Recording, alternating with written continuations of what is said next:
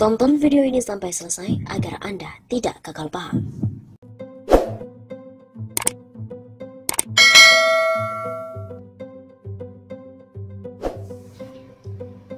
Amerika pun juga memberikan peringatan kepada Indonesia. Indonesia sedang dalam bahaya Partai Komunis Cina. Situasi Laut Cina Selatan diprediksi bakal terus memanas seiring dengan aksi kampanye militer Cina di kawasan tersebut. Salah satu yang meradang adalah Amerika Serikat yang menganggap bahwa Partai Komunis Cina adalah sebuah ancaman. Dalam sebuah konferensi virtual Forum Brussels, Menteri Luar Negeri Amerika Serikat Mike Pompeo memastikan bahwa pasukan angkatan bersenjata Amerika Serikat akan ditempatkan di sejumlah lokasi yang baru. Pengerahan ini ditegaskan Pompeo, yaitu bagian dari perlawanan terhadap ancaman Partai Komunis Cina. Setelah memastikan bahwa Amerika Serikat bakal melakukan transfer masif pasukan ke India, sejumlah negara Asia Tenggara pun juga dalam pengawasan militer Amerika Serikat. Ternyata salah satu yang disebut oleh Pompeo adalah Indonesia. Selain Indonesia, ancaman Partai Komunis Cina juga dianggap bakal berakibat buruk untuk sejumlah negara lain seperti Filipina, Malaysia, dan juga Vietnam. Akan ada tempat lain untuk alokasi pasukan Amerika. Saya baru saja berbicara tentang ancaman dari Partai Komunis Cina.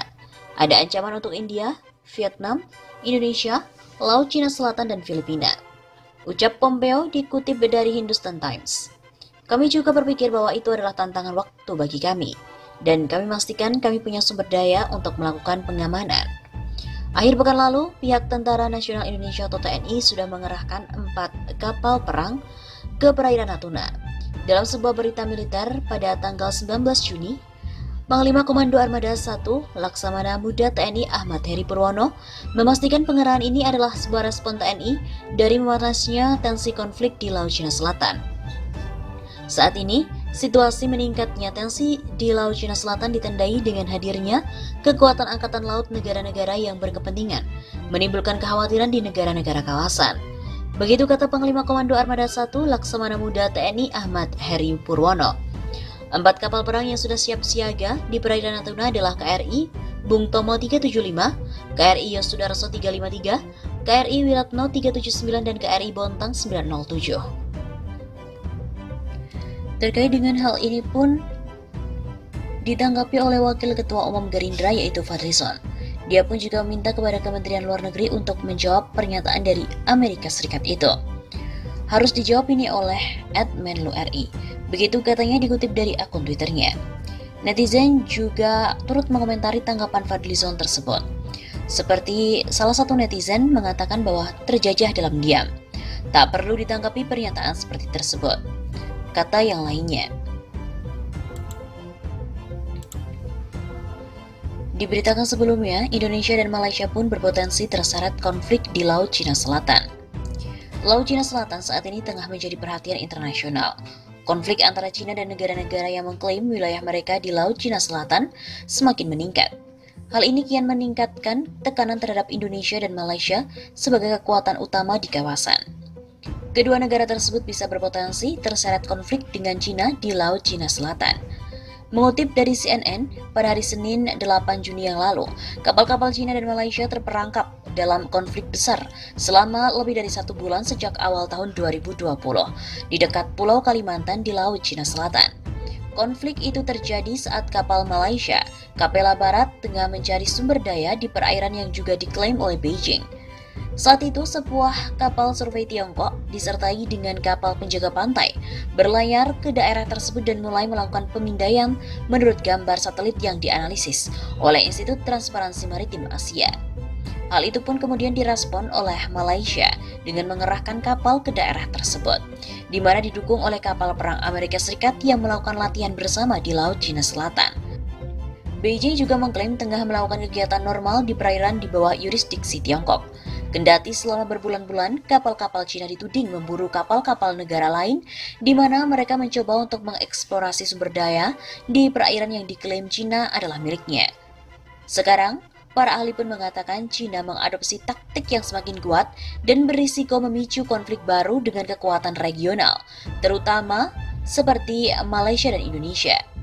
Direktur AMTI, Greg Polling, mengatakan Indonesia dan Malaysia menganggap gangguan Cina ini lebih serius daripada sebelumnya. Saat ini kapal-kapal Cina memperluas jangkauan mereka di kawasan tersebut, sebagian besar karena keberadaan pulau-pulau buatan Beijing di Laut Cina Selatan. Pulau-pulau buatan itu menyediakan pangkalan terdepan untuk kapal-kapal Cina, dan hal itu secara efektif telah mengubah Malaysia dan Indonesia menjadi negara-negara yang berada di garis depannya, ujar Poling. Kemudian pada hari tertentu di sana sekitar selusin kapal penjaga pantai berdengung di sekitar Kepulauan Spratly dan sekitar 100 kapal nelayan siap berangkat.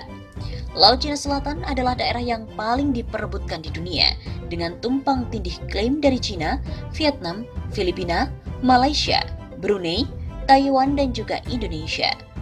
Klaim teritorial Beijing yang dikenal dengan 9 garis putus-putus karena tanda yang tercetak peta Cina di wilayah tersebut sejauh ini merupakan yang terbesar dan mencakup hampir keseluruhan Laut Cina Selatan, dari Pulau Hainan hingga ke puncak Natuna di Indonesia. Kendati klaim Cina tidak memiliki dasar di bawah hukum internasional dan dinyatakan tidak sah dalam putusan pengadilan internasional di tahun 2016. Meski demikian, sejak 2015, Cina mulai meningkatkan ambisi teritorialnya dengan membangun pulau-pulau buatan di atas terumbu dan beting di juga Laut Cina Selatan, di mana kemudian memiliterisasi daerah tersebut dengan fasilitas pelabuhan dan juga landasan pesawat tempur.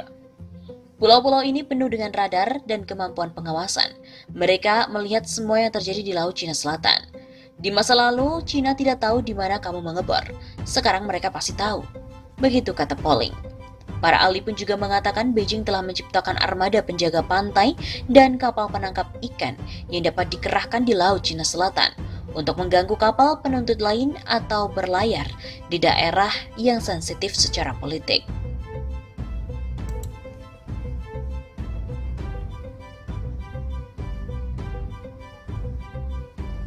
Menteri Luar Negeri Republik Indonesia Retno Marsudi juga turut mengomentari Amerika Serikat dan Cina yang tengah memiliki konflik di Laut Cina Selatan.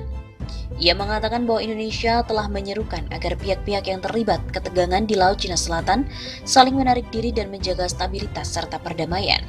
Selain itu, Indonesia juga menekankan pentingnya kolaborasi dan kerjasama di kawasan. Hal itu disampaikan Retno saat dirinya menghadiri pertemuan informal ASEAN Ministerial Meeting. Saat itu ia menjelaskan melalui video conference pada hari Rabu 24 Juni. Untuk situasi Laut Cina Selatan, Indonesia melihat terdapat 3 hal yang perlu mendapatkan perhatian. Hal yang pertama adalah mengenai rivalitas antara kekuatan besar di Laut Cina Selatan. Dalam hal ini, Indonesia menyampaikan bahwa penting bagi ASEAN untuk terus mengirimkan pesan kepada semua pihak agar berkontribusi bagi stabilitas dan perdamaian di Laut Cina Selatan. Begitu kata Retno. Lebih lanjut, Retno juga mengatakan ia membahas soal penyelesaian klaim di antara negara claimers. Sekali lagi ingin saya sampaikan bahwa Indonesia bukan merupakan negara claimers. Dalam hal ini tentunya negosiasi di antara negara claimers menjadi kunci. Selain itu, Indonesia juga mendorong agar negosiasi Code of Conduct atau COC yang terhenti karena pandemi juga sudah waktunya dimulai lagi, karena kita meyakini bahwa COC akan berkontribusi dalam penciptaan kondusif environment di Laut Cina Selatan. Hal yang ketiga yang kita sampaikan adalah mengenai klaim Nine Dash Line. Indonesia juga menyampaikan bahwa ASEAN penting untuk menunjukkan soliditas mengenai penghormatan prinsip-prinsip hukum internasional, termasuk dalam UNCLOS 1982, termasuk lagi mekanisme yang diatur di dalam PCA. Pernyataan itu disampaikan Retno di saat situasi Laut Cina Selatan sedang panas-panasnya, di mana militer Amerika Serikat dan Cina terus meningkatkan kehadiran di kawasan yang tengah disengketakan. Sebagaimana disampaikan Institut Nasional Studi Laut Cina Selatan dalam laporannya, tingkat kehadiran militer Amerika Serikat di kawasan telah meningkat tajam sejak Presiden Donald Trump menjabat sejak tahun 2016. Menurut think tank pemerintah itu, Amerika Serikat telah mengerahkan 375.000 tentara dan 60% dari kapal perangnya di kawasan Indo-Pasifik. 3 kapal induk Amerika Serikat telah dikirim ke wilayah tersebut. Jumlah operasi navigasi kapal-kapal Amerika Serikat di kawasan di bawah kepemimpinan Trump juga jauh lebih banyak dari saat era mantan Presiden Barack Obama. Hanya ada 4 operasi navigasi kapal Amerika di Laut Cina Selatan selama 8 tahun masa jabatan Obama, dibandingkan dengan 22 operasi navigasi di bawah pemerintahan Trump sejauh ini. Intensitas kehadiran kapal militer Amerika Serikat di wilayah yang disekitakan itu telah memicu amarah Cina. Militer negara itu telah berulang kali mengusir kapal-kapal Amerika Serikat dari berbagai perairan yang diklaimnya tersebut. Namun demikian, kapal-kapal Amerika terus saja melakukan operasi dengan alasan bahwa klaim Cina menyalahi hukum internasional dan mereka perlu memastikan keamanan dan kebebasan kawasan. Sayangnya, Presiden Institut National Studi Laut Cina Selatan, Wu Zhichun, mengatakan aksi Amerika itu bisa meningkatkan peluang militer negara itu terlibat perang dengan Cina.